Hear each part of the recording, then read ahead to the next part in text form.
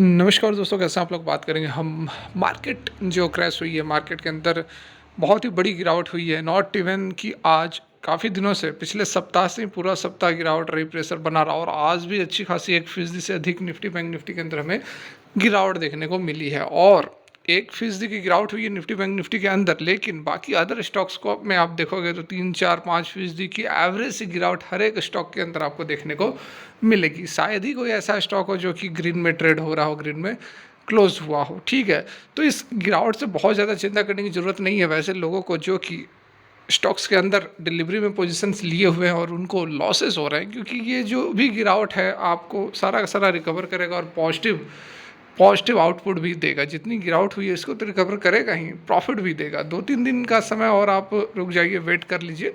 बिल्कुल भी गिरावट से डरना नहीं है, ये तो नियम है। गिरावट होगी तभी तो आगे स्टॉक फिर से रिकवर करेगा, तभी तो फिर से रिकवरी होगी इंडाइसेस के अंदर।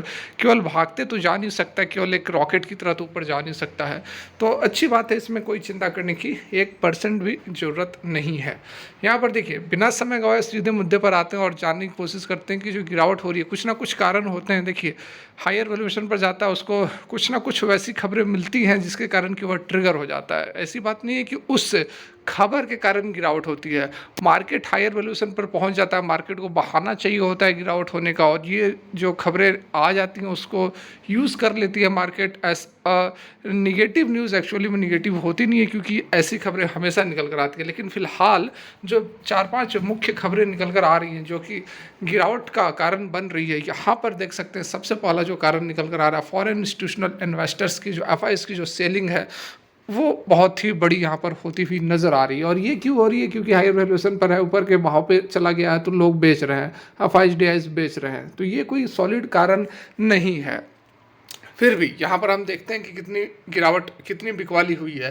तो एफआई जो है continue to be a net seller with month to date. अभी तक पूरे पूरे महीने में नेट सेल 17,650 करोड़ का माल बेच चुके हैं। The head of business development for institutional equity at Emkay global का कहना है कि डोमेस्टिक जो है डीआईआई जो हैं had on the other hand net purchaser 23,782 crore के कुल खरीदार निकल कर आए हैं। 42 से अधिक यहाँ पर खरीदारी होती हुई नजर आ रही है। ठीक है, दूसरा फैक्टर की यदि हम बात करें तो की इकोनॉमिक डाटा अहेड, बहुत सारे इकोनॉमिक डाटा जो है वह अभी आने वाले हैं यूएस की तरफ से। तो देख सकते हैं कौन कौन से डाटाज हैं यहाँ पर। तो देखो आप, सबसे पहले आ रहा है यूएस इकोनॉमिक डाटा, जिसमें कि जीडीपी की एस्टिमेट्स है। पीसीई और मैन्युफैक्चरिंग स्टैटिक्स एनालिस्ट्स का कहना है कि ग्लोबल मार्केट स्ट्रगल कर रहा है, क्योंकि डायरेक्शन कोई नहीं मिल रहा है।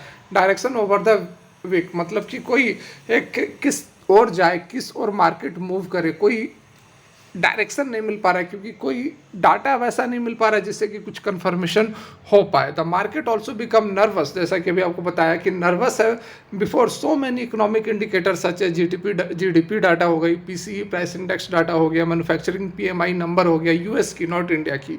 तो ये सारे जो यहाँ पर डाटाज निकल कर आ रहे हैं, इसके कारण मार्केट के अंदर एक दिशा नहीं बन पा रही है। अनदर रीज़न हो सकता है, माइट भी एक यह कारण हो सकता है कि यूएस की जो गवर्नमेंट है वह पार्सली शट डाउन कर दे 1 मार्च को विदाउट स्पेंडिंग अ बिल। ठीक है, क्योंकि बिल अभी आ रही है यूएस के सेनेट में, तो 1 मार्च को कोई भी बिल ना आए, उसको ऐसे ही पास कर सकती है सेनेट। तो इस कारण से एक अनसर्टिनिटी बनी हुई है, यह भी एक कारण हो सकता है, कहना है।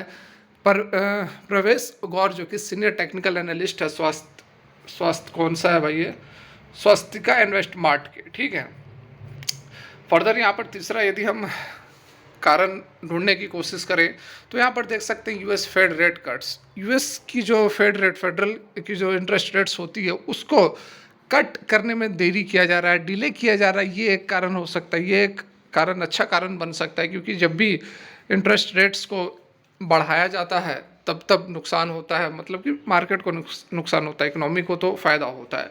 तो यहाँ पर देख सकते हैं यूएस फेड का कहना है कि इन्फ्लेशन को देखते हुए यहाँ पर और समय लग सकता है इंटरेस्ट रेट्स को डाउन करने में। देख सकते हैं US Fed has stated that given the upside risk to inflation there is not an urgency to cut rates quickly. This is concern among global investors that the Fed rate cut may be postponed as they await important US economic statistics such as personal consumption expenditure। मतलब कि इंतज़ार करना पड़ सकता है rate cut में, ऐसा लग रहा है इन्वेस्टर्स को, ग्लोबल इन्वेस्टर्स को, जिसके कारण कि वो भी अभी अलर्ट मोड में नज़र आ रहे हैं।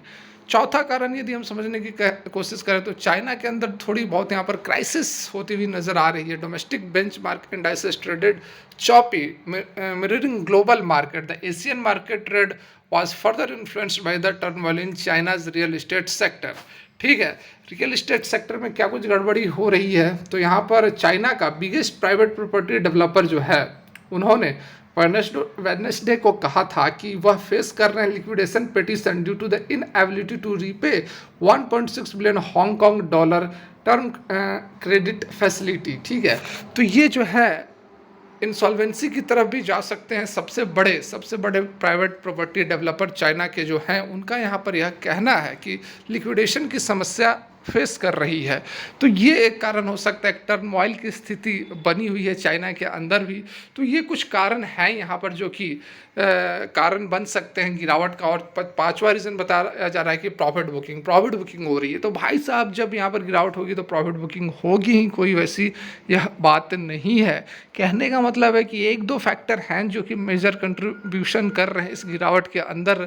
नहीं तो वैसी मार्केट जब भागती है उसके बाद गिरावट होती है, मार्केट बहाना खोजती है, रीज़न खोजती है गिरने की। वैसी कोई निगेटिव, बहुत बड़ी निगेटिव वार जैसी सिनेरियो कोई नहीं छिड़ी है। ठीक है, यहाँ पर गिरावट कितनी हो सकती है यदि हम उसको समझने की कोशिश करें तो हो सकता है कि एक आध दिन लग जाए। और यहाँ पर थोड़े बहुत लेवल्स की बात करूँ तो मैं आपको चार्ट खोल के लेवल्स भी सारा समझा दूंगा, लेकिन वो सारे टेक्निकल्स हो जाएंगे। टेक्निकल के ऊपर फिर बात होने लगेंगी, सपोर्ट एंड रेसिस्टेंस के ऊपर बात होने लगेंगी। ठीक है, यहाँ खबरें जो हैं थोड़ी बहुत क्लियर होती हुई नजर आएंगी। एक दो दिन के अंदर आपको फिर से स्टॉक्स के अंदर तेजी दिखेगी और जितनी गिरावट हुई है उससे अधिक रिकवर होता हुआ ये स्टॉक से आपको देखने को मिलेगा। जो अच्छे फंडामेंटल्स हैं उनकी बात की जा रही है, जो जिनका हालत खस्ता है वो तो मुश्किल है उनके लिए, लेकिन जो अच्छी कंपनियां हैं वो बहुत ही ज़बरदस्त तरीके से कमबैक करने वाली हैं इस गिरावट के बाद। ये अच्छी अपॉर्चुनिटीज़ है बाइंग करने का, बशर्ते किसी के पास पैसा बचा हो तो। फिलहाल के लिए वीडियो यहीं तक। अच्छी लगी हो लाइक कर सकते हैं, नहीं अच्छी लगी डिसलाइक कर सकते हैं। Thanks for watching, have a great day.